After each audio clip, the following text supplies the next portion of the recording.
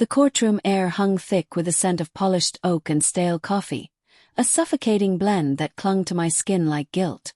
I sat there, fists clenched under the table, watching my wife, ex-wife now in her mind, lean forward with that practiced poise, her voice a blade slicing through the silence. "He's unfit, Your Honor. Erratic. Absent. He prioritizes his work over our daughter, leaves her with nannies while he chases deals across the country." Lies, every word laced with venom, but delivered with the calm of a saint. And then, the judge turned to our 6-year-old Lily, perched on the witness stand like a fragile bird, her tiny hands twisting the hem of her dress. "What do you think, sweetheart? Who do you want to live with?" The question hung innocent, but it shattered me when she whispered, eyes darting to her mother. "Mommy, Daddy's always mad." The room spun. Betrayal wasn't just a word. It was a gut punch, a fire igniting in my chest, turning love to ash in an instant. How had it come to this? My own child, the light of my world, echoing her mother's poison. Fury boiled, hot and unyielding, but beneath it, a colder resolve took root. She would pay for this.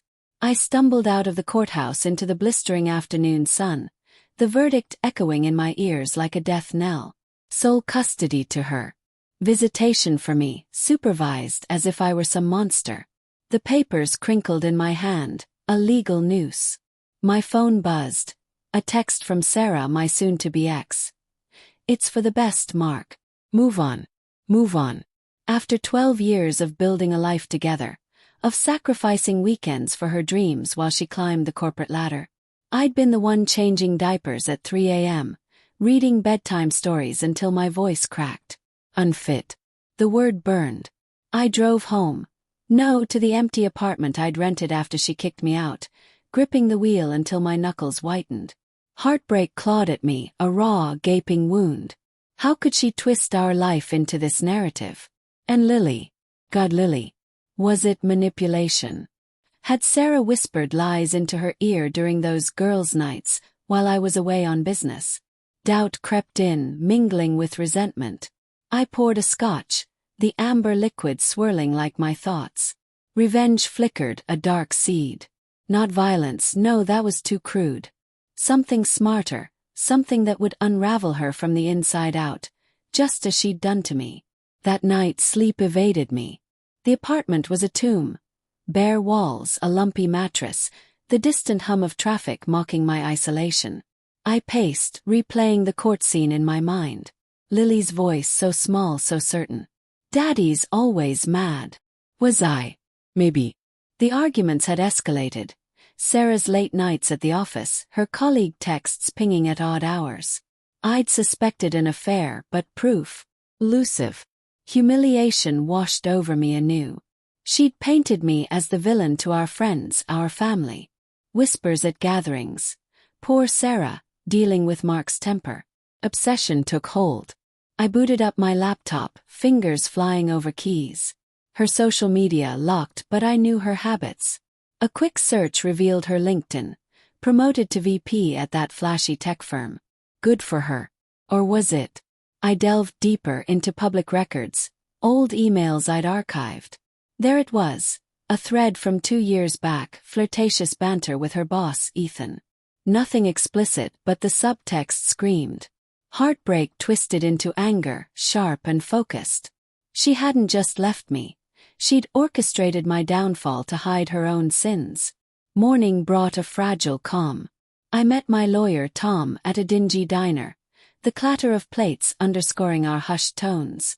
"Appeal," he suggested, sipping black coffee. "We can fight the custody ruling. Show evidence of her indiscretions." I nodded, but my mind raced ahead. Evidence. That's what I needed. Not for court, for something more personal. Dig into her life, Tom. Quietly. He raised an eyebrow but agreed. As I left, guilt nipped at me. Was I stooping to her level? No, this was justice.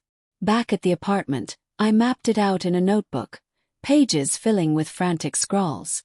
Track her routines. Uncover the affair. Expose her. But doubt lingered. What if Lily got caught in the crossfire? The thought pierced a father's ache.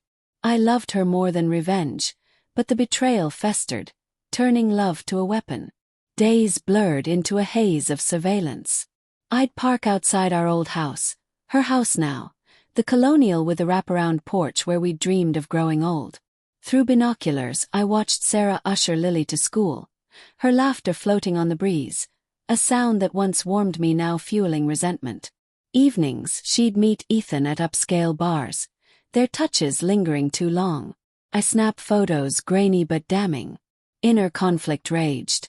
Part of me wanted to storm in, confront her, scream the truths she'd buried. But no patience. Slow burn. I hired a PI, draining my savings, but the reports came. Hotel receipts, late-night calls. Proof of the affair, predating the divorce by months. Heartbreak evolved into cold resolve. She hadn't filed because I was unfit. She'd filed to clear the path for him.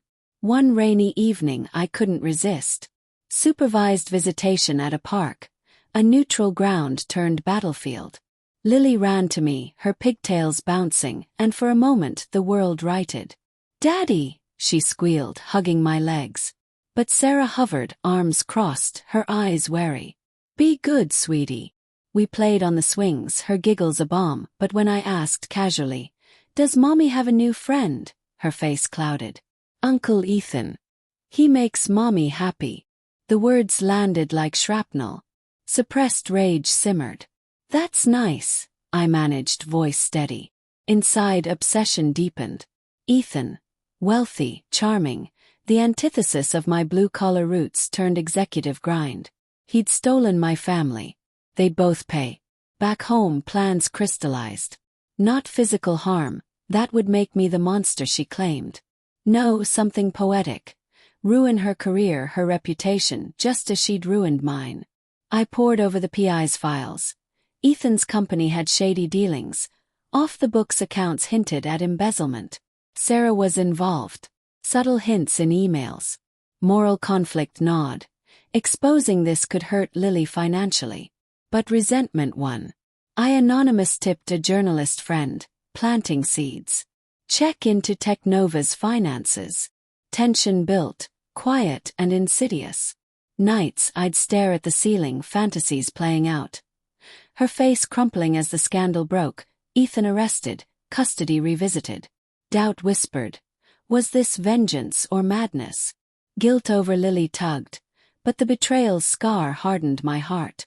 Weeks passed, suspense coiling like a spring. Sarah called, voice laced with false concern. "Mark, are you okay? You seem distant." I laughed inwardly. "Just adjusting." Hang up, then check the news feeds. Nothing yet. Patience frayed, but I held. Then a breakthrough. The PI uncovered texts. Sarah admitting to coaching Lily. "Tell the judge Daddy yells a lot. It'll help us start fresh." Proof of manipulation. Fury reignited, hot and blinding. I confronted her at a coffee shop, neutral territory. "You poisoned her against me." She sipped her latte, eyes cool. "You were absent, Mark. Admit it." Lies, but her calm fueled my resolve. "This isn't over." She smiled faintly. "It is for you." That night, alone, heartbreak crested. Tears came, unbidden, for the life lost, the daughter distant. But from the ashes rose obsession. I'd make her feel this pain. The tip to the journalist bore fruit. A story brewing. Subtle hints online. Whispers of investigation. Sarah's calls increased, edged with panic. "What have you done?" I deny, voice innocent. Tension mounted. Every ring a step closer to payoff. The scandal broke like thunder on a clear day. Front page headlines. Technova VP embroiled in embezzlement probe. Sarah's photo splashed across screens, her poised facade cracking. I watched from my apartment, scotch in hand, a grim satisfaction blooming. The article cited anonymous sources, me through proxies, detailing falsified reports, offshore accounts. Ethan's name dominated, but Sarah was implicated as his close associate. Resentment surged, vindicated. But guilt flickered. Lily would see this, question her mother's perfection. Inner turmoil raged. Was this justice or cruelty? Calls flooded in. Friends, family probing. I played shocked. I had no idea. Lies but necessary. Sarah texted, "We need to talk." I agreed, meeting at our old park, rain-slicked benches mirroring the storm inside. She arrived disheveled, makeup smudged, a far cry from the courtroom queen. "You did this," she hissed, voice trembling. Dialogue crackled with tension. "Me? How?" I feigned innocence, but my eyes betrayed cold resolve. "The tips, the leaks. It's your handwriting all over it." She paced, heels clicking on wet pavement. "You ruined everything." Heartbreak echoed in her words, a mirror to my own.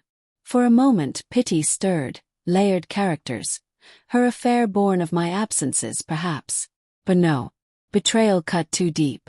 As she ranted, suspense peaked. "Ethan's leaving me. The company's firing us both." Poetic justice. But then the twist. Lily knows. She heard me arguing with him. She asked why I lied in court. My heart stuttered. "What did you say?" Sarah collapsed on the bench, sobs racking her. "The truth. That I wanted a fresh start. That you weren't bad, just not enough." Humiliation for her, but for me. Hollow victory. Obsession waned, replaced by doubt. Had I gone too far? Custody hearings reopened. My evidence of manipulation swaying the judge. Shared custody granted. Lily hugged me tighter now, whispering, "I missed you, Daddy." Joy but tainted. Sarah's life unraveled, jobless, shunned. I watched from afar, resentment fading to quiet guilt. Moral grayness settled, revenge satisfied, but at what cost? Months later, a final confrontation. Sarah at my door, broken. "Why?" she asked. "Because you destroyed me first." Her eyes met mine, layered with regret. "I loved you once." The admission hung a shocking twist. But resolve held. Too late. As she left, consequences dawned. Lily thrived, but scars lingered. Revenge's payoff. Bittersweet freedom, laced with the echo of lost love. In the end, betrayal birthed vengeance. But vengeance birthed isolation. I stared at the empty bottle, wondering if justice ever truly heals.